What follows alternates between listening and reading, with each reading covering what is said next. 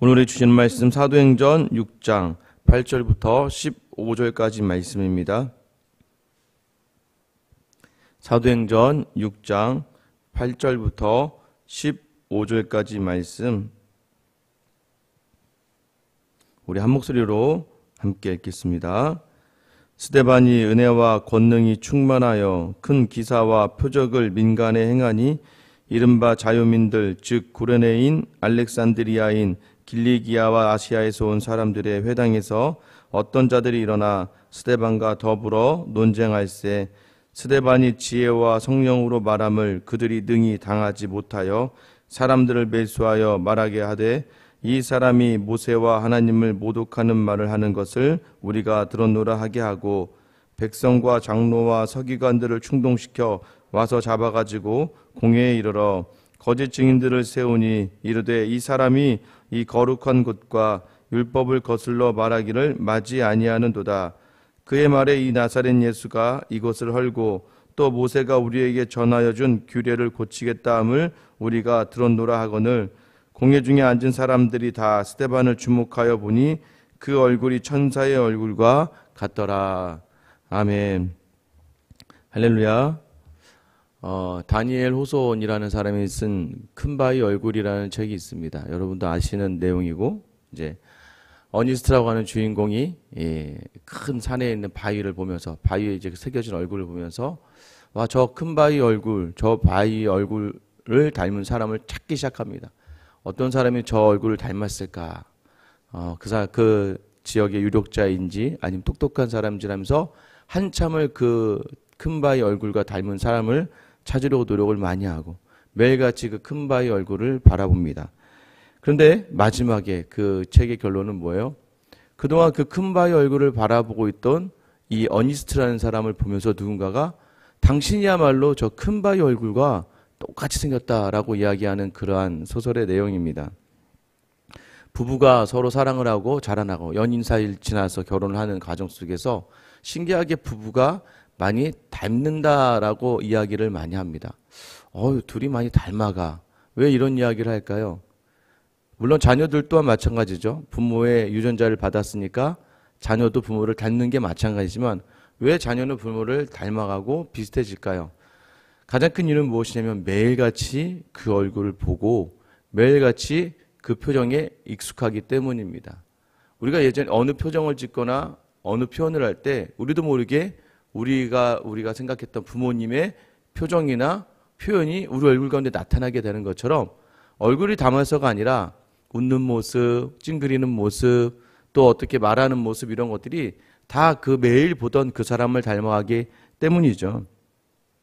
그래서 사람은요, 누구를 보고 자라가고 있느냐, 누구를 보며 살아가고 있느냐가 때로는 그 사람의 미래를 결정되는 데 있어서 굉장히 중요한 역할을 하기도 합니다.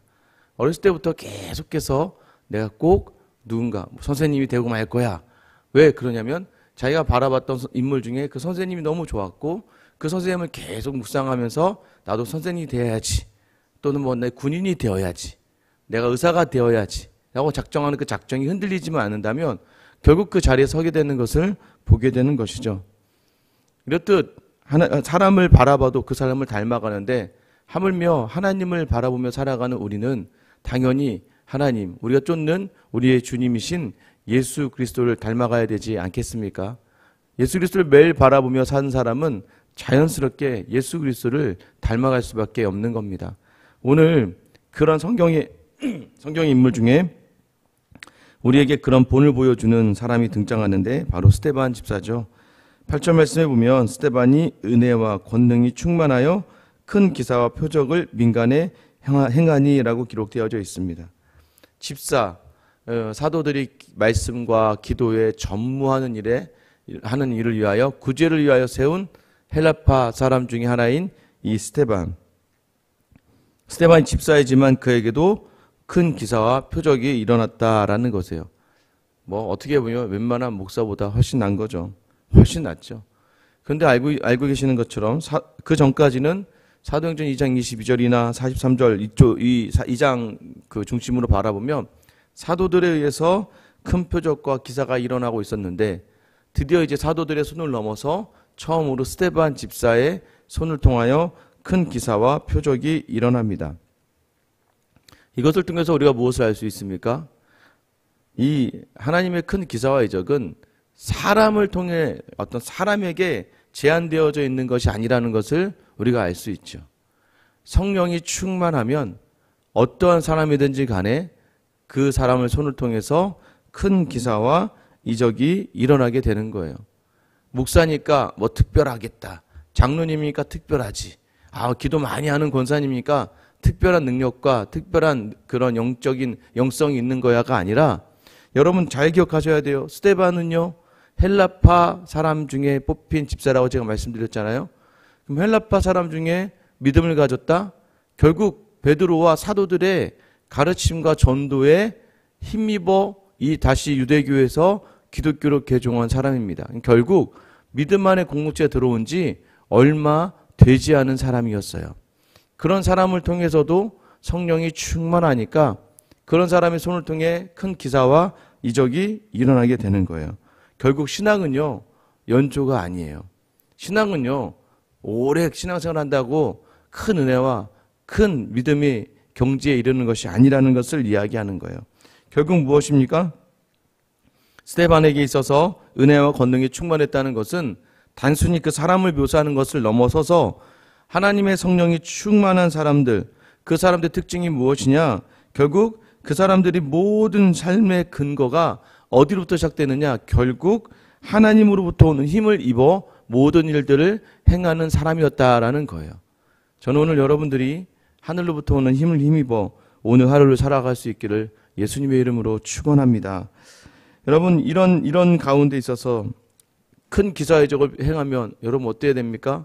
순탄하고 잘 되고 모든 사람이 그를 바라보면서 따라오고 막 모임이 왕성해지고 해야 되는데, 신앙이 꼭 그렇지만은 않다는 것을 그동안 사도들이 보여줬던 모습이 뭐였어요?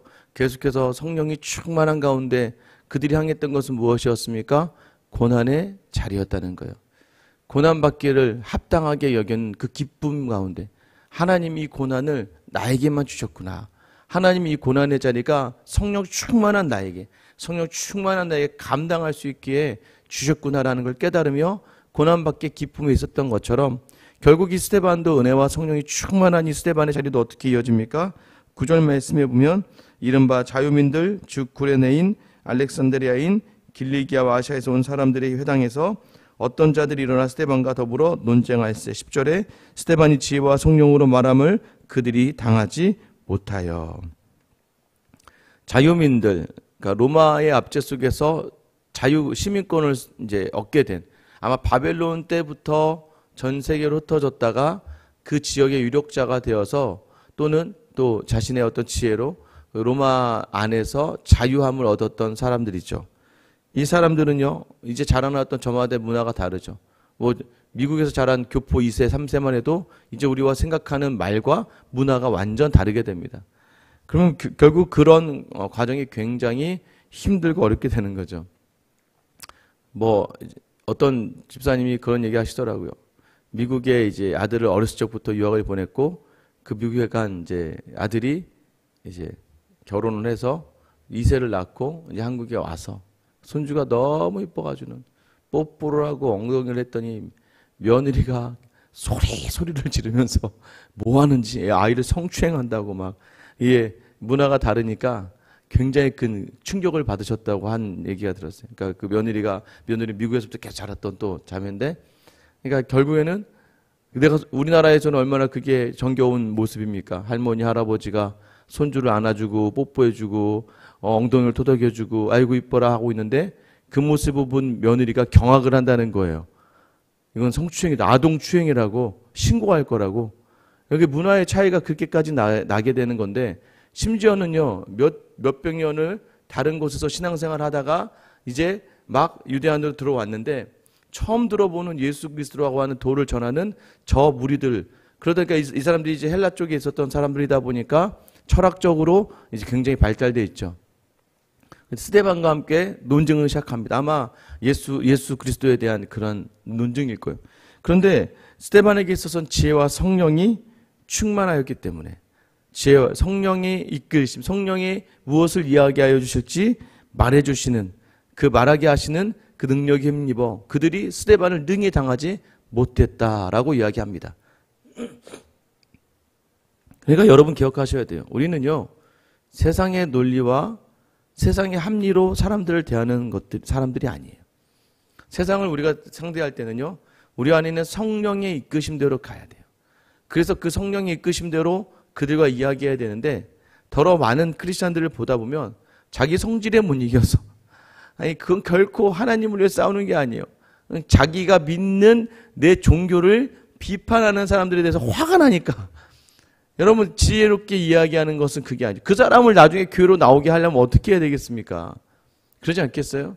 그 사람을 나중에 믿음의 자리를 있게 하려면 어떻게 해야 되겠습니까? 나의 믿음이 있음을 드러내주는 그 지혜가 필요한 거죠.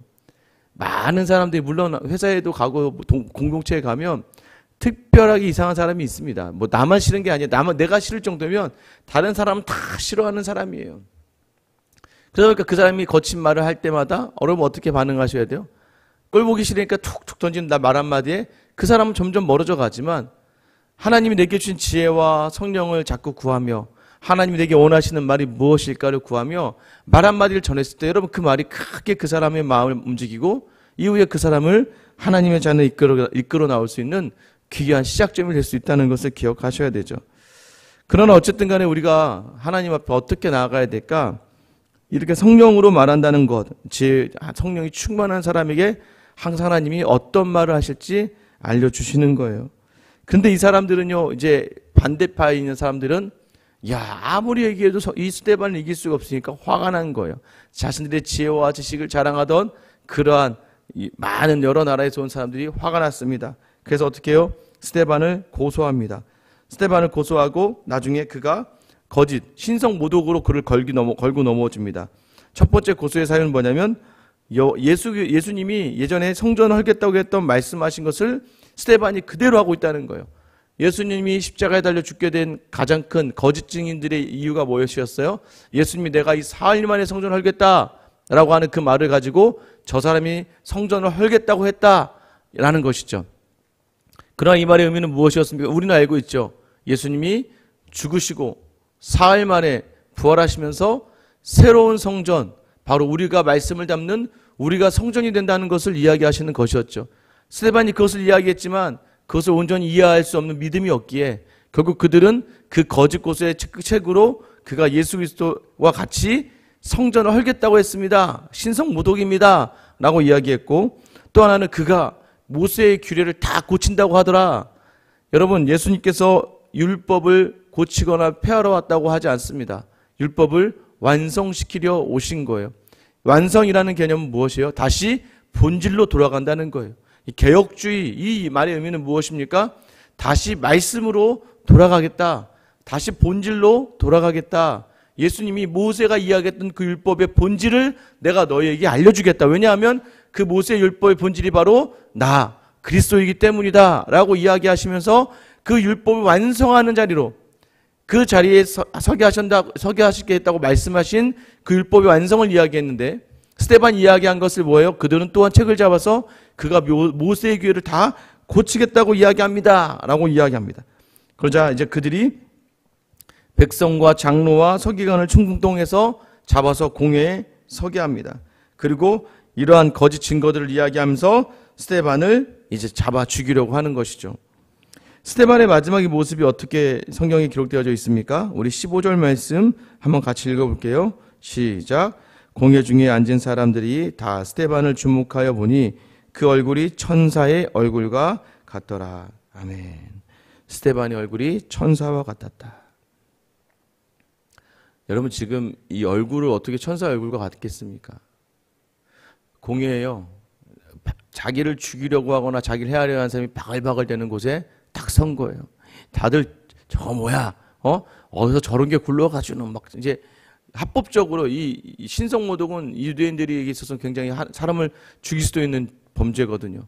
그러니까 결국은 그 신성의 모독 끌려온 이 스데반이, 사실 그 안에서도 스데반은 뭘 얘기하는 거예요?